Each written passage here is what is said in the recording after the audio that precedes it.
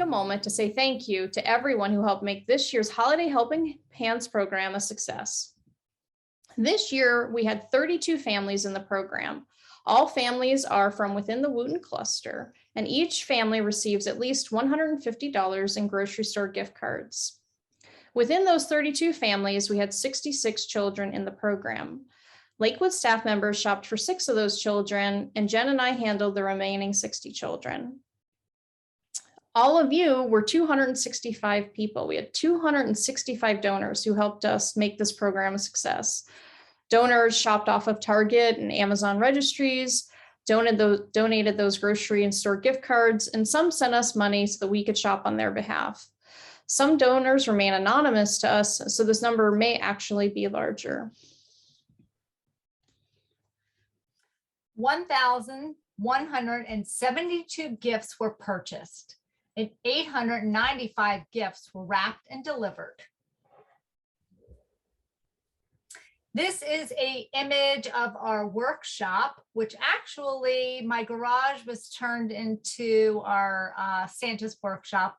Nikki and I spent many hours organizing and making sure that all of the presents went to the correct child. All of the gifts that you purchased off of the registries were sent to my house.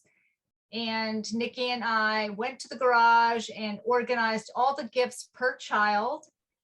Once we had everything organized, the student volunteers wrapped all the gifts, and then they were organized in blue bags. Each family received a little chart that showed a little snippet of the gift wrap paper so they would know which paper went to which of their children, because some of our families are larger, some had up to 4 children, to make that a little bit easier for them. And you can see in the background here the whiteboards that we're hanging up that Jen made that shows each child, which family they are part of, which letter we assigned to them, and then how many gifts they had and which wrapping paper. And we kind of marked off when they were organized and when they were ready to wrap, and kind of had an assembly line that the day that the students came to help us wrap.